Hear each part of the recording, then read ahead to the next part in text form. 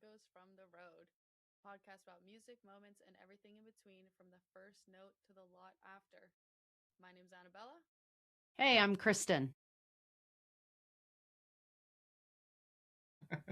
Yeah, so just thinking back, it's been a couple weeks since we've talked. Last time we did an amazing podcast where we talked with Vittoria, who spoke about her Grateful Dead film project that she's doing for Duke University. That was really really special. So everybody, get out there on Spotify and check out that podcast. It was really really good. So today I am very excited. I am welcoming a true Deadhead to our podcast, someone who lived where the music never stops. Um, Billy was originally from Westport, Connecticut, and made it to Colorado in '97. His journey with the Grateful Dead started at Hartford in April 17th of '82, and more than 300 shows later with Jerry, he's still carrying that spirit forward. 38 years, he brought that same magic into the classroom as a special needs teacher. He somehow convinced his students, and apparently the state of Colorado, that Robert Hunter's lyrics count as an educational curriculum. And judging by their top writing scores in the state of Colorado, he might have been onto something. So today, he's going to be talking about one of his most unforgettable shows, a cross-country trek from New York to Eugene, Oregon in July of '87 to witness the legendary night with Bob Dylan when he jammed with the Grateful Dead. This is a journey that he went through filled with heart, history, and a pure musical soul. So I'm very excited to welcome Billy. Billy, how are you? Hello, everybody. I just had a quick little reminder of every time I went on tour, which was usually 2, 3, 4 weeks, that we always play the song Going Down the Road Feeling Bad as the first tape we'd click into the stereo. Always made the trip just seem like it was moments till we were across the country. Nice. So I figure there's a lot of shows I'm going to cram into this story.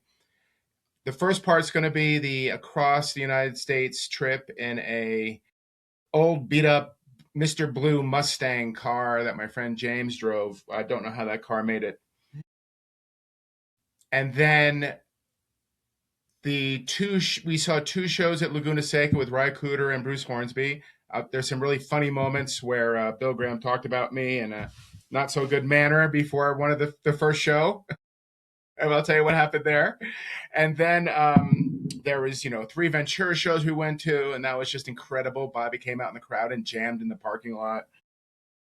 But and then we went to the Greek, and then the rest of the story is going to be about our escapade up to Oregon to see Bob Dylan. Fasten your seatbelts, boys and girls. That's awesome. Let's dive in. Let's do it. Yes. So there was 3 of us in this car. And all we had for the whole trip out from upper state New York, we picked Mark up, I believe, in Virginia, and then we drove across the country. And we only had about 3.5 hits of LSD to get us through the car ride. Very little marijuana, and we were just sober the whole way, which is insane. But we drove from Virginia to Texas in one day. So that was 1,030 miles, I believe, or something crazy like that. Wow. And right before we stopped, I lost my shoes because my feet were out the window. And I didn't have shoes the rest of the summer. There's pictures of me in other concerts where I have no shoes on. And I guess I never got shoes the rest of the summer. So there you go. Don't put your feet out the car window, children.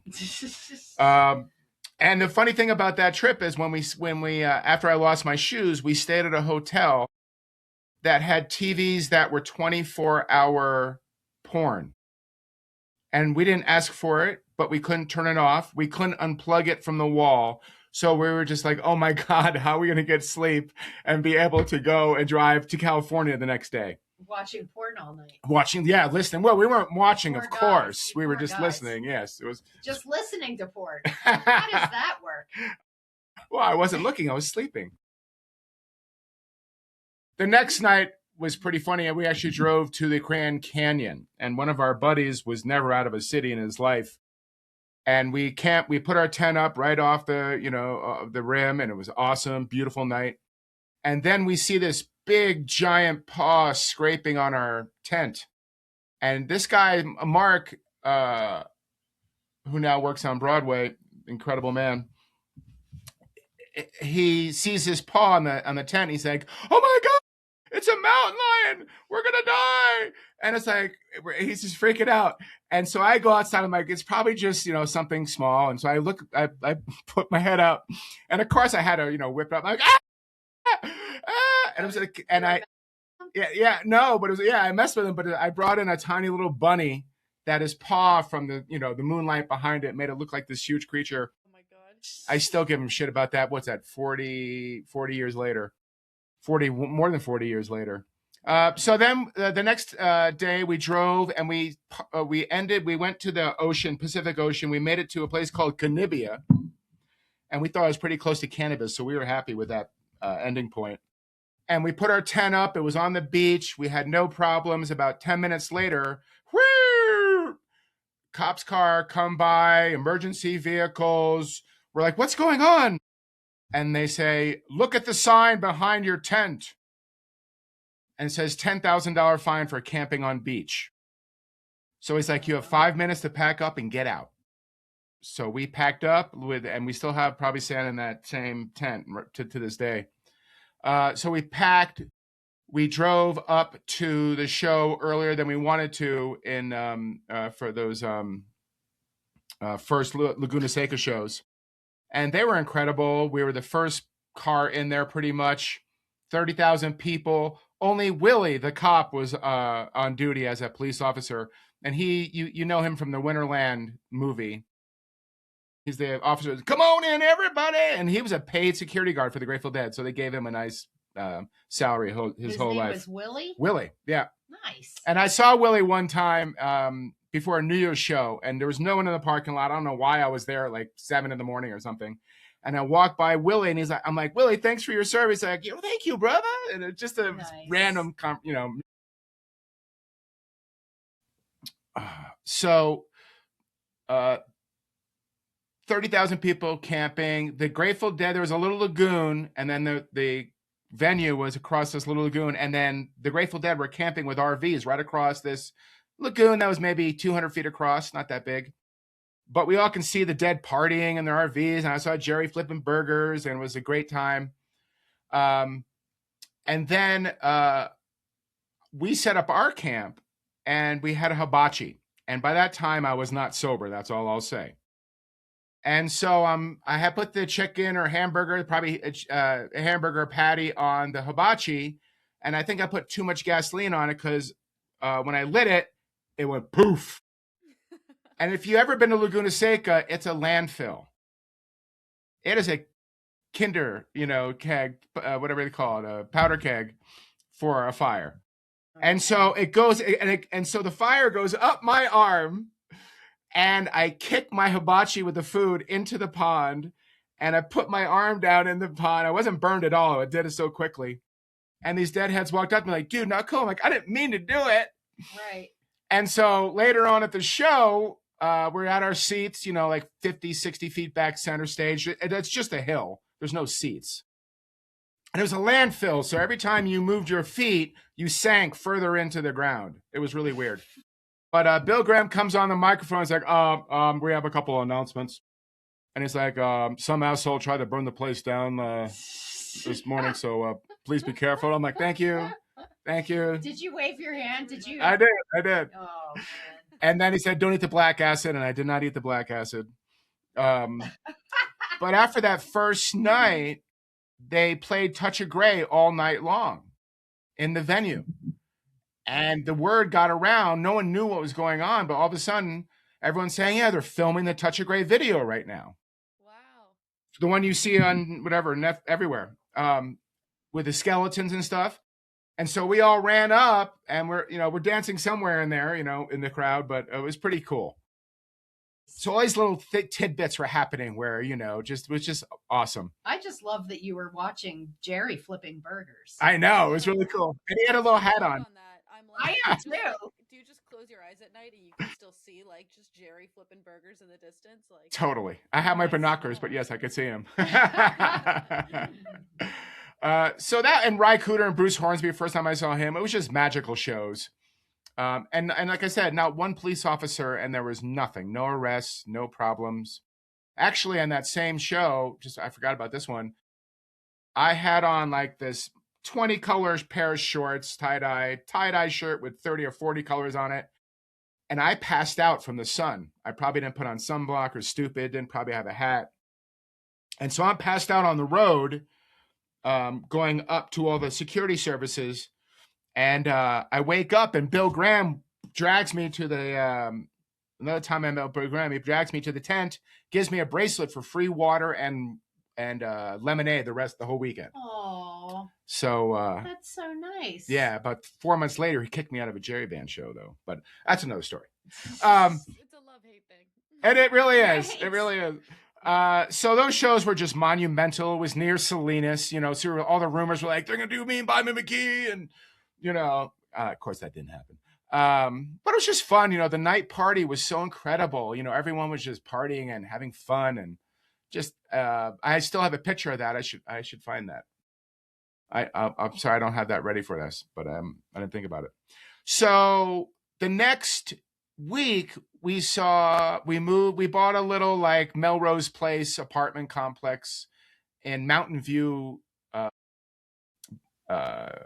California, which is like 15 minutes below San Francisco. So it was really cheap. How do you know about Melrose Place? I used to watch that. Oh, okay. In my loneliest moments. That explains a lot. That was the whole big 87 Touch of Gray time, and we were tie-dyeing and trying to sell T-shirts. I was horrible at that. My tie-dyes were decent. I just couldn't sell them. Like and the next 3 shows, well, I'm going too fast. So we saw 2 Jerry Band shows first before Ventura and Greek happened. And where were you? We were in Mountain View, California, which is a nothing town, just boring. They had a bank and a supermarket. We were fine with that.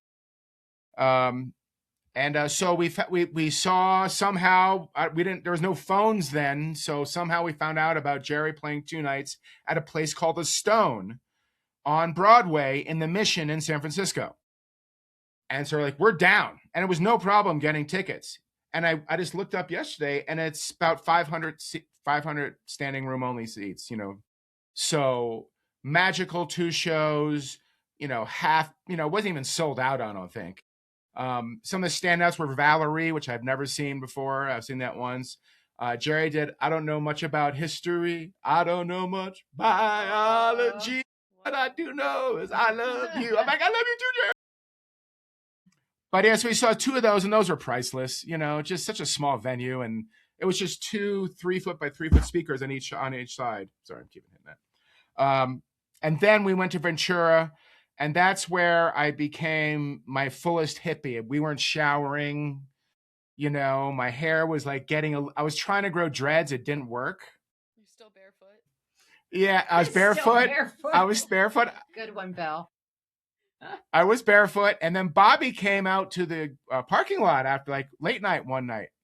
Bobby did? Yeah, Bobby came out and started playing, and we're like, what's going on? What's going on? By the time we make it there, he's gone. But the cool thing about Ventura is when you're camping there, it's right on the ocean with these massive rocks, and the water comes in, and then when the water goes out, you hear this. Oh, from it going from all the yeah, it's so cool. Of the rocks. So nice. cool. I'm sure people in Ventura know that, and Ventura is just a fun place. The shows were great.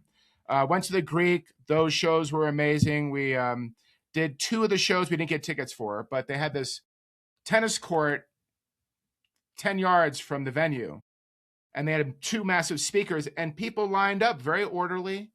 And I was like in the 10th row of this outdoor facility that had big speakers, and no one was being jerky and like trying to be in front of other people. It was all very nice, and bunch of breakouts that year. Is that the Greek in Berkeley? Correct.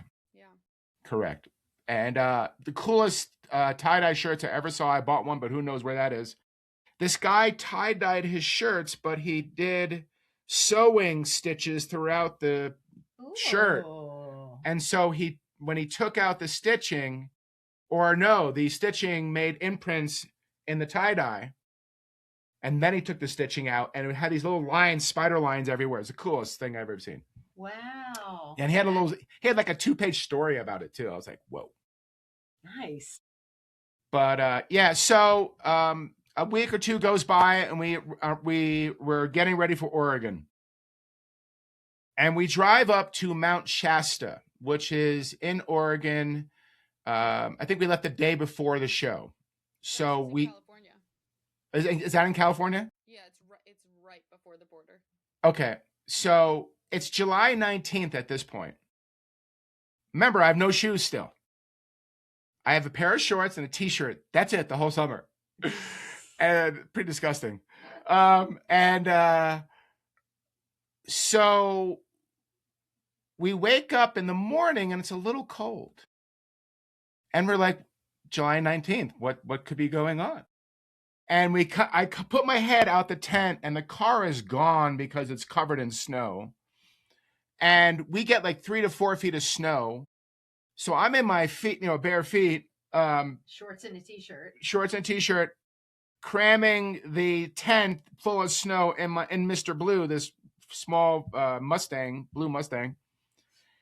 And we're like, holy shit. And so we're driving down, and he doesn't really start. The car doesn't start at first. We're like, fuck. And so it starts, and we come out of the blizzard down the mountain, and there's a massive forest fire on both sides of the road where the guy was going this way, go that way. And we were like, we didn't know what was going on, but we get out of this. I mean, fire on both sides of the highway. This is the only way out, and they left it open. And we finally get up to Oregon to the show. We pick up this guy who is so strange. People don't pick up strange people on tour. Sometimes it gets weird. But this guy spoke strangely. And here's an example. First of all, we had to drive like an hour and a half to get a gallon of distilled water for reasons I still know not. And yet he never opened it up. I'm like, what the fuck? But the other thing he did is he said to my friend who was driving, back then it was motorized. You had to push a button for the window to go up. Or no, you had to roll it. No, I think you had to roll it, right? No. I think the driver, when you rolled up, the back one he had to do electrically. Oh, okay. And so the guys, he said, hey man, can you put some glass in that space? And we're like, I love that saying. Put some glass in that window. We're like, what? Can you put the window up, or can you, whatever? It was just, the guy was weird, and we never saw him again. But so we get to the shows, and it's really chill. And first off, the Grateful Dead opened up, which was interesting because the other one I saw, Dylan opened up with the band, of course. But the shows were magical. It was like 4 hours of music. And you're in California We're now? in California. Okay. Well, this is in Oregon, the show. This is in Oregon. Yeah. How many nights was it? It's just one night. All right. Just one night. But it was a quick little run. And, the show was outstanding. You can listen to it. I mean, it's just incredible. Jerry on steel pedal is just, a gift from heaven. And then on the way home, we're driving down the highway. And people who live in California know people hit their brakes no matter what at any time. And there's massive pileups. Well, this happened to us. So we're all still pretty happy from what we have imbibed during the night. So we're in the left lane. And for some reason, I tell my friend John, you need to get in the center lane. I had this intuition, sometime, I don't know what but it saved our lives. So I said, move into the left lane. He's like, okay. And as he's moving into the left lane, I see a car race behind us and hit the guy that we were just behind. And I was pretty high, so I thought I saw red. Let's put it that way. And we hear boom, boom, boom. And for somehow my friend, as he was going in the middle lane, kept on going to the right. And somehow the universe pushed us out. And we made it to the side of the road, and we're like, what the fuck just happened? We didn't know we were alive. We were like, holy shit. Yeah. And we drove, we parked, we stayed, we went to a hotel room. We watched the news. It was like 8 fatalities, 52 car pile up. What? Yeah, it was just like the nuttiest thing. Insane. Dude, and this was over the span of how many days? 2 days, the fire and the blizzard and Jesus. Yeah. Oh my God. Oh my God. Wait, so then, and that was the night of the show. You were leaving the show. Correct. This wasn't on the road trip home. This was that night. Correct. Oh my God. Yeah, and so and the funny thing, and the next step in this horrible adventure after that was we ate the worst breakfast of our lives, and for the next 2 weeks, oh no, my friend James and I had blood out of our nose, dysentery, vomiting. It was just like the end of like we had too many great adventures, and the universe was getting us back for it. So you were driving back feeling that way? No, well, from the hotel, I think was several hours into the trip. Okay. Yeah. But still, we were starting feeling horrible the next day, and then it was just like, and we only had a 1-bedroom apartment, so one of us would sleep on the floor, and we'd rotate. When he threw up, I'd go get in bed, and oh my God, that is not. So what was the trip back like, back to the East Coast? Did you do that right after? Did you spend some time out west? Well, so we did go to the altitude tour right after that. So the altitude tour was 3 at Red Rocks in August of that year. Then there was 2 in Telluride, which was an incredible story in its own right. I'll tell you, I can go through that one quickly if we have time. But Red Rocks was just majestic. I sprained my ankle at Red Rocks because I was running down the stairs too excited, I guess.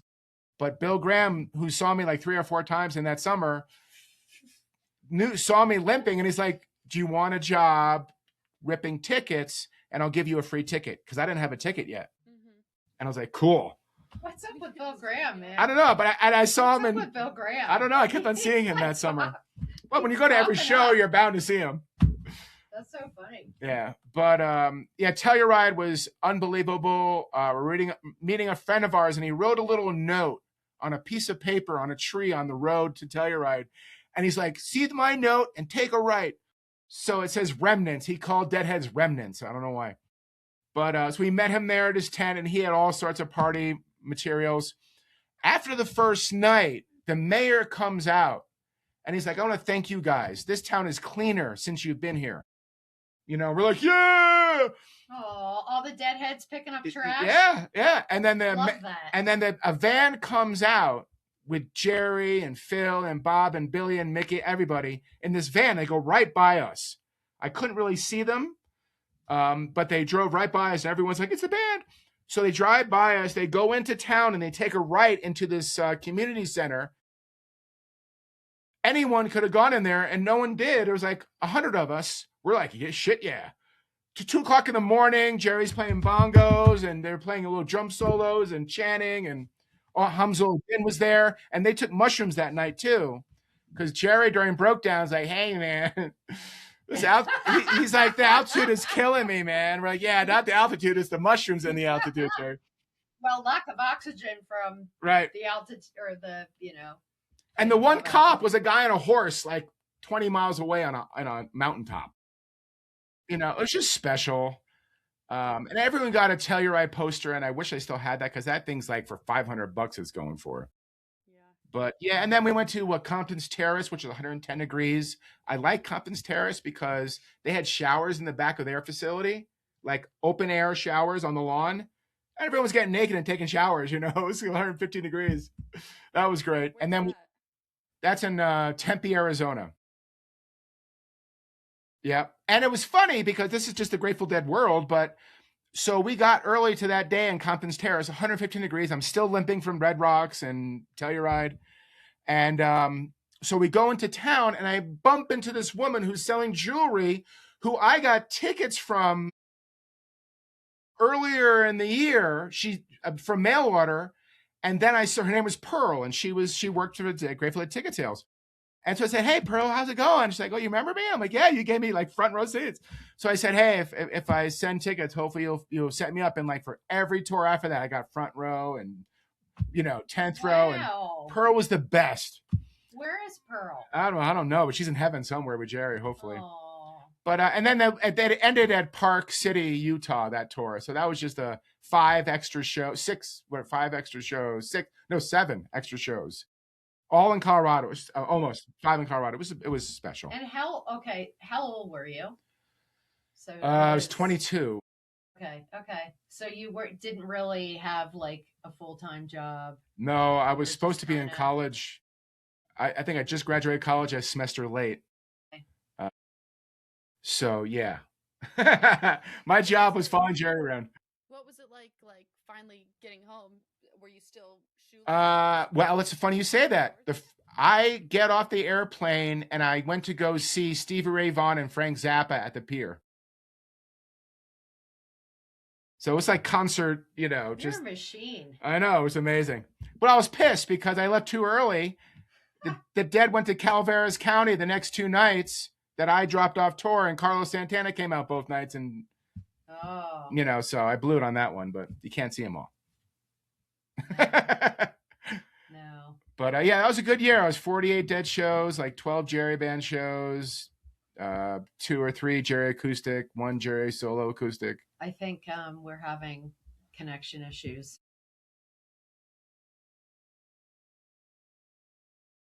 Bummer. Oh, let's see. Go get a drink and a cheeseburger. We'll be right back. Right. Oh, yeah. We were having a little internet issues. It's all right. I'm firing Xfinity in the next couple days. Yes. I'm going to flip them off.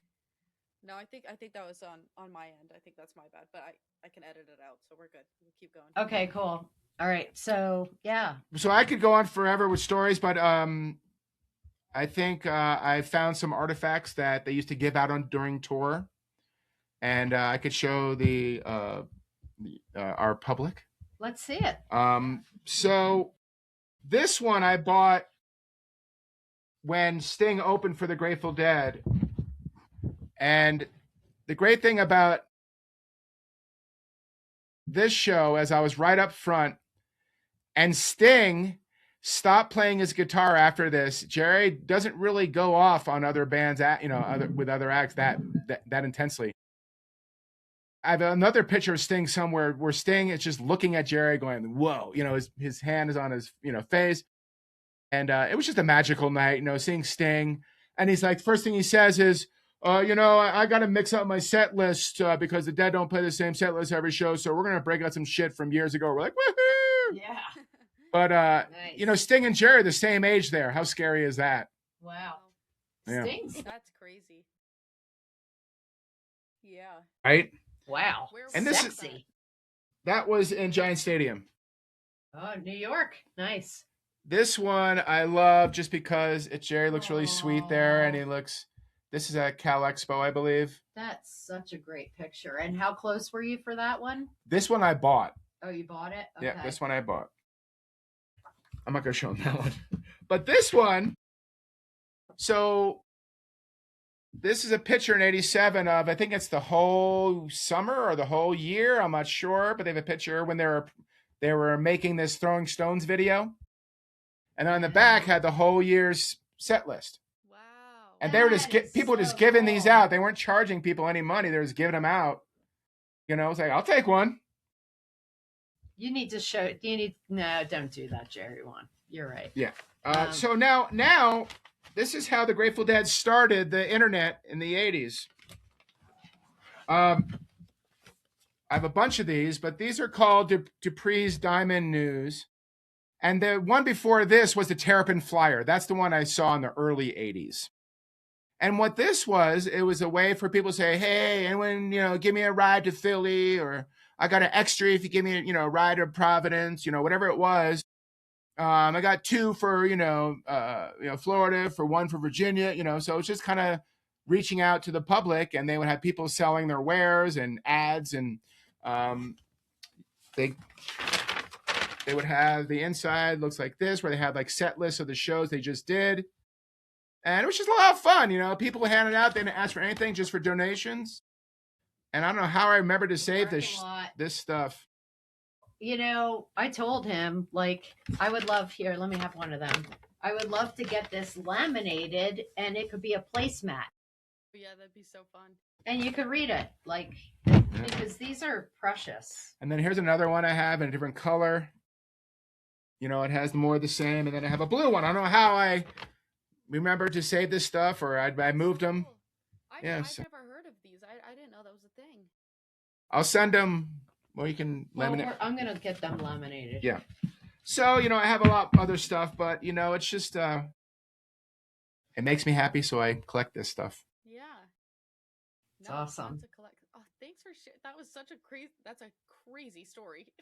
And by the way, we're gonna take pictures of all the sides, and put them on Echoes from the Road on their YouTube channel. So yeah, look for those. You could see the artifacts on our YouTube, and we'll post it on Facebook too, so everybody can see. But yeah, no, that's cool stuff. Yeah. That's why I had to ask how old you were, because I feel aged just listening to that story. I feel like I've aged a little bit. Yeah. I wish we could see I wish somebody took a picture of you before you left and the day you got back. I'd right. Before and after. I had a lot more hair when I got back. That's for sure. And you were still in shorts and a t-shirt? Yes. I don't remember ever wearing shoes again that summer. I don't know what happened. Wow. That was the end of shoes. That was. Right. Who needs shoes? That's awesome. Yeah, so. Hey, follow-up question. So you were 22. How long had you been listening to the Dead at this point? Was this your first big, like, I'm going to follow them around journey, or had you already been kind of in the scene? 82, I saw maybe 2 shows. I wasn't a non-driver. I didn't have a license, so you really had to depend on people who had cars. Mm-hmm. 83, I saw about 6 shows. Exactly. Upper State New York, where I went to college. Hartford, New Haven were my stomping grounds in Connecticut. And then 84, I saw about 12 shows that year. And then 85 was about 25 shows. 85, to me, was my favorite touring year, just because Jerry had this digital delay that tour. I recommend everyone listen to 11-1 and 11-2, 85 from Richmond. And everyone teases me. I was taping, my friends were taping the show, and I wrote Rich Mound, Mound. And so they tease me because I spelled it wrong. They call it the Mound now. And so, but we call each other every year on 11-1, and we say, sickest show ever. Oh, you know, it's just such a beautiful show. So for fans, 11-1, 85, wowzer. Nice. I know what I'm doing tonight. Yeah. Right. Wow. That's awesome. So you were pretty deep into it at that point. This was your first big, I'm going out. We're going to see them in California. And it just turned into the nuttiest, most amazing trip probably ever. Like they all do, though. You know, like in 86, before Jerry's coma, you know, I saw every show on that 86 run on the East Coast. How many was that? That was maybe 12 to 14. And then I flew out to Red Rocks in the hope that he would come out of his coma, and he didn't. So I couldn't get tickets for Red Rocks, so I flew back. Yeah. But that was, you know, that was a tough year for a lot of Deadheads, because we were just like, what's going to happen? You know, fuck. It was brutal. But I digress. Super cool, man. Well, thank you for listening to these. I'm surprised I made it through all these stories, right? Well, you know what amazes me is, like, I mean, I've only seen 11 Jerry shows. I saw a lot of JGB and a lot of stuff after Jerry. But I don't remember, like, you remember, like, what they were wearing, what the tapestry color was, and all of the songs. Like, you can, and I just wish I remembered the way you do. Well, we used to play a game to keep our, you know, minds, you know, flexible and not just, you know, be partying and thinking about Jerry. We had this competition where every show you got 21 songs. and you're able to 10 in the first set, 10 in the second set on an encore. If you got the song in the show, you got 1 point. If you got the song in the right set and the set, 2 points. If you get the song that hasn't been played in more than 2 years, that's 5 points. And then I got a 10-pointer for dancing in '84 because I called dancing, and it had been like 4.5 years for that one. That's funny. That's funny. But yeah, and so my friend one night was like, Bill, he had a bad trip because I got like 11 songs in a row. Correct. And he's like, how did you do that? You're evil. You're the devil.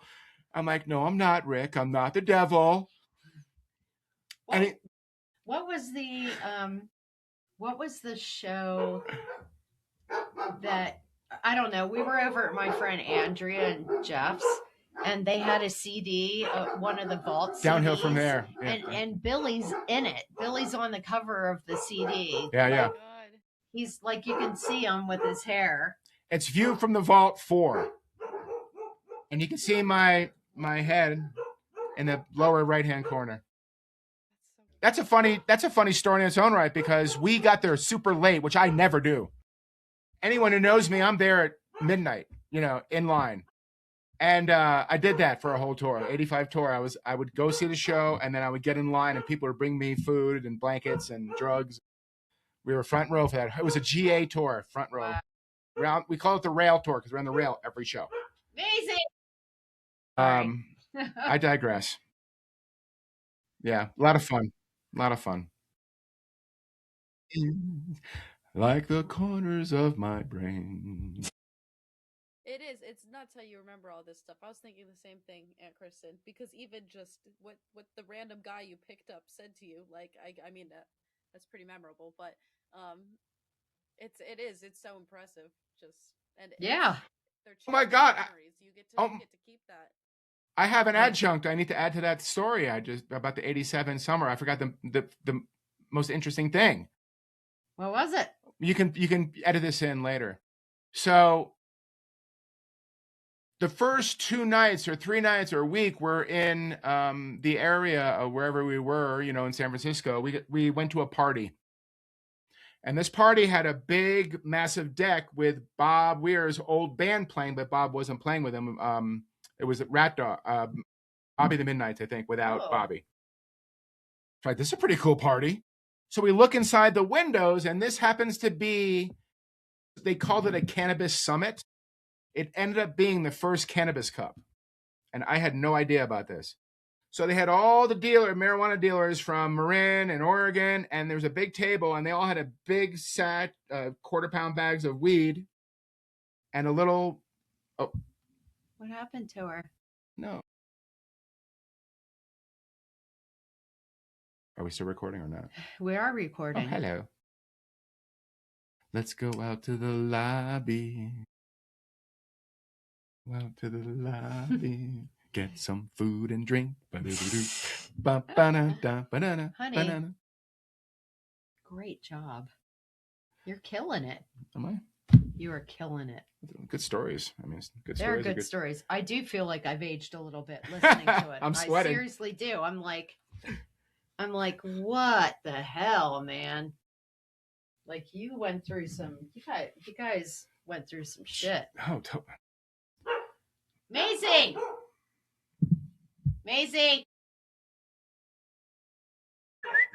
Annabella, where did you go? We're for Arthur, Annabella. I'll tell them. Miss! Relax, how about we'll do a part 2 and I'll choose other stories. Relax. What's going on? Why is she? She just needs love. She's not loved enough, I guess. It's okay, Maze. It's okay, baby. Harry, you should find the picture and send it to her. I think I have it on my phone. What picture? Of me, my head. Of your head? Oh, the vault one. No. Maisie, no. Why does she want to? She's really being needy. Yeah, she is.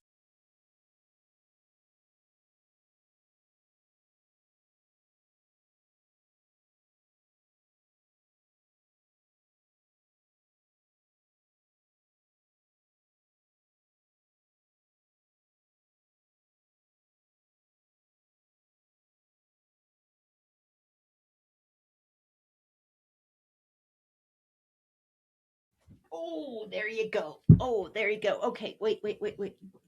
Okay, wait. Oh shit. Oh shit.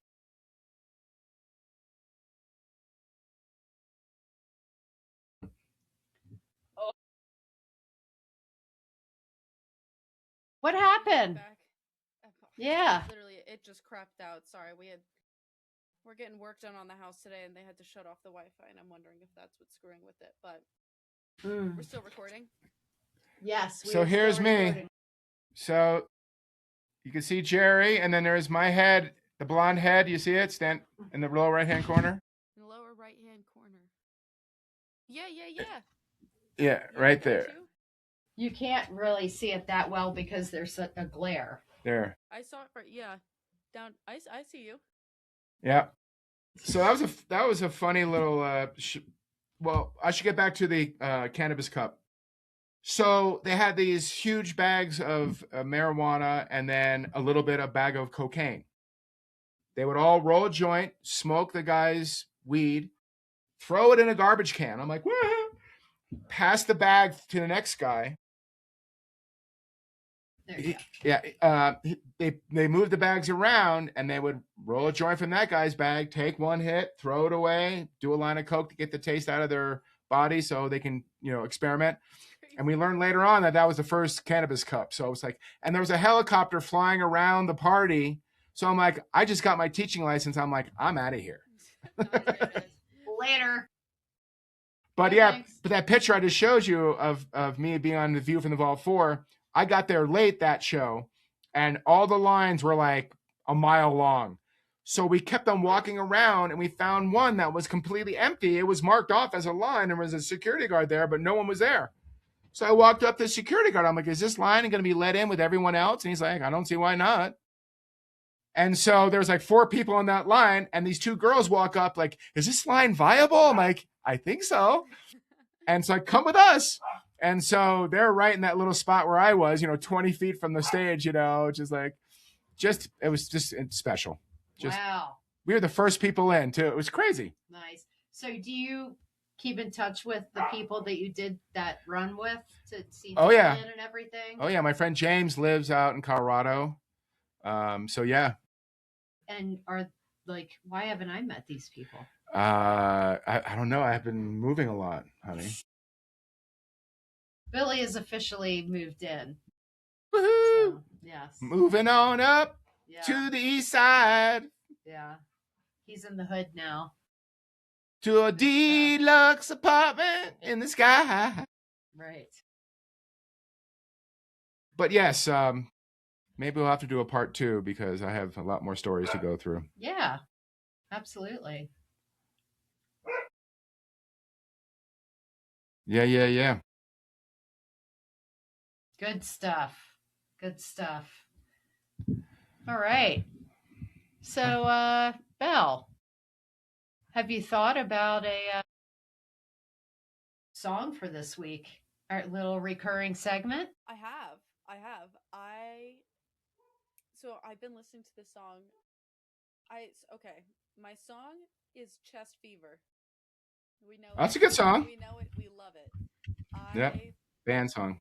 Fell in love with the song written by the band, sung by the band, listening to it during my internship on repeat. I don't know why. I'm really good at locking in and getting work done when they're playing it. About 2 weeks ago, I heard 3 Dog Nights version of Chest Fever. I didn't know that they had a version. It's really good. So that specifically is what has been on repeat for me is Chest Fever, 3 Dog Night. You should listen to the further shows from 2009 Radio City because I was at those 3 shows. And Larry Campbell and Teresa Williams. Larry Campbell is a very well-known, he played with Dylan for his whole life. Friends with the band, friend with the Grateful Dead. And Teresa Williams, like an operatic star. And they do Chest Fever encore, one of the 5 encores or something. Or no, it's in the first set, I believe. So listen to that. Radio City further.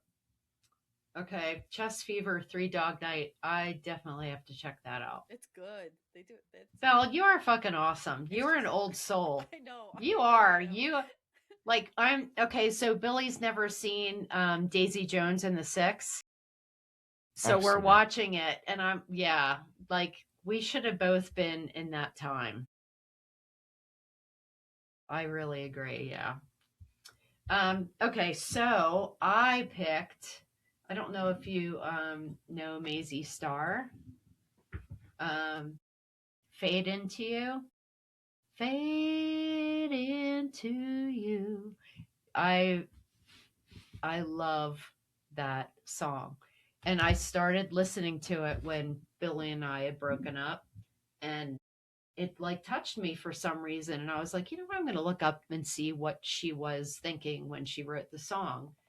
And she put, it was her profound desire to merge emotionally with someone, losing yourself in them, stemming from a deep longing, unrequited love, or an intense melancholic connection. Wow. And I was like, okay, well, I was feeling a lot of that when we were apart.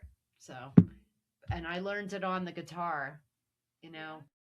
Yeah, I sang it a lot, and yeah, yeah, it got me out of my issues with being able to play a bar chord. Now I can play B minor, no problem. Thank you, Maisie So, Starr. yeah, thank you, Maisie Starr. Anyway, I'll have to check okay, it out. I haven't heard of her, so yeah, there's yeah, definitely she's a need little like, yeah, she's that song is just really good. Yeah, you need to check it out. Billy. Well, my song was going to be a Grateful Dead song, but I figured I would just do the one that I haven't told you I've been listening to, which makes me think of Miss Kristen Gautney. There is Sam Cooke's "You Send Me."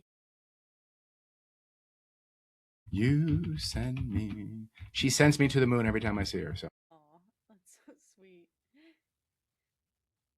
Damn Very right. nice. Now because you teased it, I'm curious. What was the Dead song you were going to mention? So one of the Portland, Maine years I went up there. I went there like four times, I think, for some reason. It was great venue, tiny little place. It was a one and only time they played it, which also had a mid-set Bertha, which I've never seen before. So that was a nice rarity. It was like Bertha Wang Dang, and then they played this song called Revolutionary Hamstrung Blues, which was Phil and Brent singing it.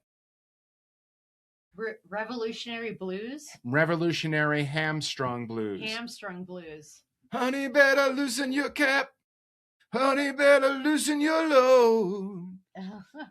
And something about the 6 o'clock news. Brent sounds beautiful. I love Brent. I miss Brent. Check that out. Oh, it's a great, it's not perfectly played because they, the Dead would try shit out and it worked. I liked it. I don't know why. I think it was too complicated for them to do it. But they did it once and I was there. Woohoo! I saw all of Phil's breakouts for some reason. I saw the first Boxer in 13 years. I saw the first Unbroken Chain. I saw that Revolutionary Hamstrung Blues. So anyone else got all those in their pocket? Man, I'm sure there are people out there. However, yet again, I'm saying it. I can't believe you remember all this shit. I know. It's just unbelievable how you just rattle it off. And that show was 4/27/86. Wow. Okay. Yeah. They only played it once. And it's a good one. I love it. It's really mysterious.